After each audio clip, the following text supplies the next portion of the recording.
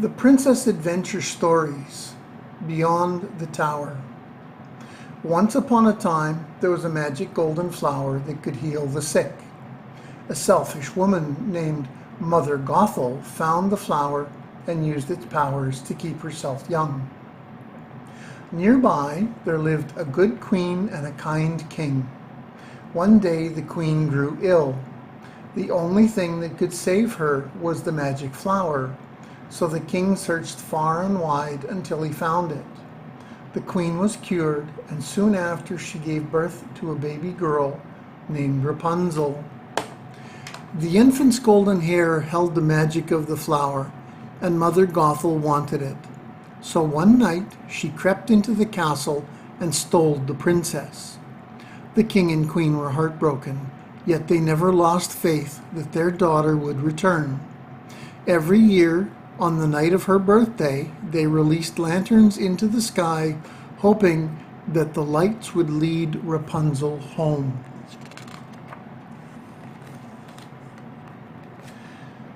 For nearly 18 years, Mother Gothel raised Rapunzel in a tall, tall tower. Rapunzel's hair grew longer and longer, and when she sang, the blonde locks would glow, keeping Mother Gothel looking young. Scared to lose her magic, Mother Gothel convinced Rapunzel that people would harm her if she ever left the tower. And so Rapunzel stayed. She kept busy knitting and painting pictures, most of which included a beautiful sun. But there was one thing she wanted to do more than anything. "I want to see the floating lights," Rapunzel told her Mother Gothel. "They appear every year on my birthday. I have to know what they are." Mother Gothel would have none of it. She told Rapunzel frightening tales of the world outside. Men with pointy teeth, quicksand, and snakes. Still, Rapunzel was determined to see the floating lights.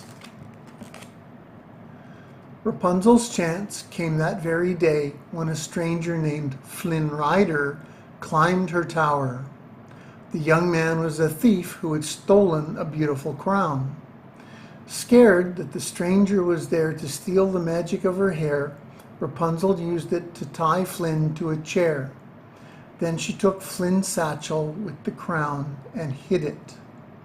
When Rapunzel talked to Flynn, he didn't seem to know about her hair, but he did know about the lights.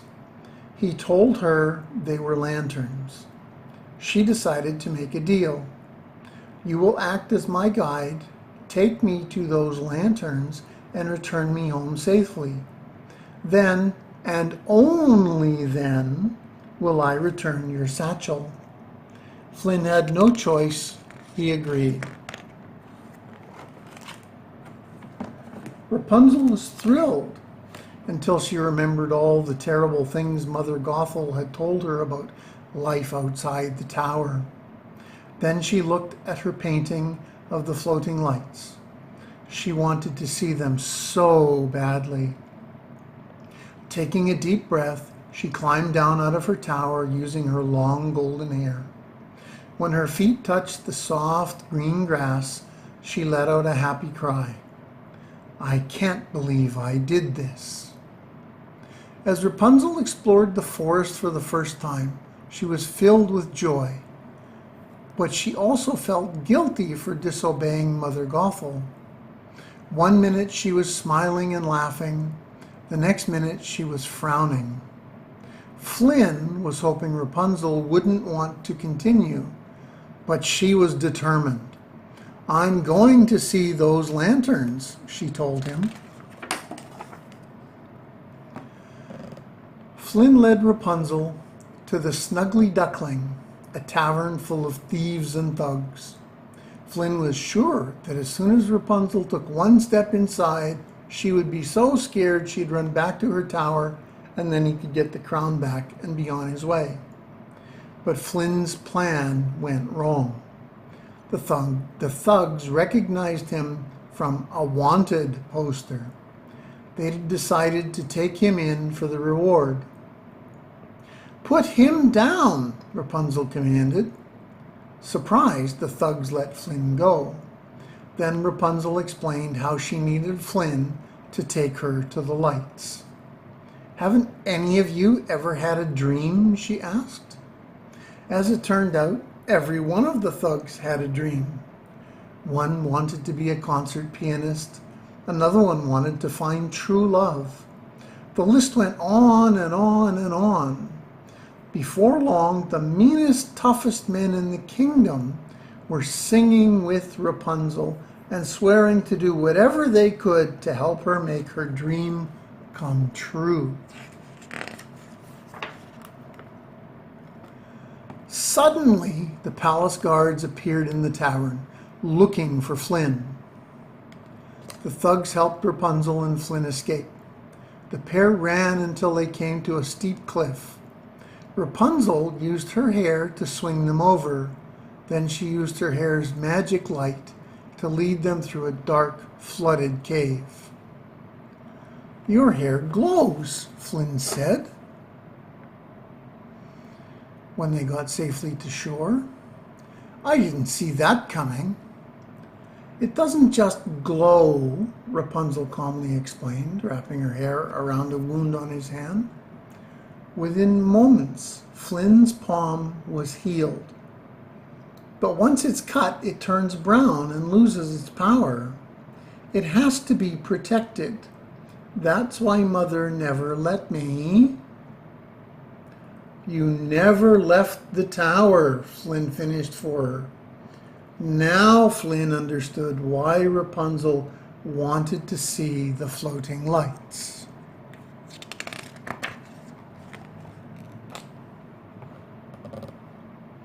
Later that night, when Flynn went to get firewood, Mother Gothel appeared.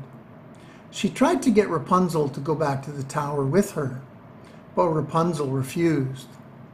"I've seen and learned so much," she explained. "I even met someone."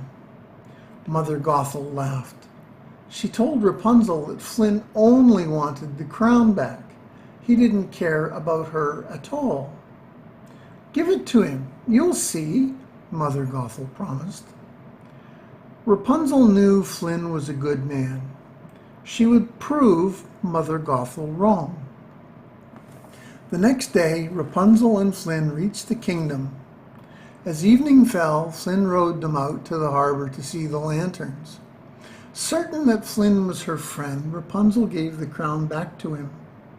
"I should have given it to you before, but I was just scared," she said. "And the thing is, I'm not scared anymore."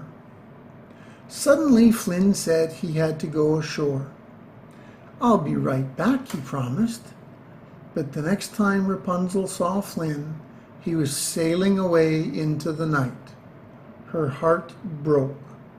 Mother Gothel had been right.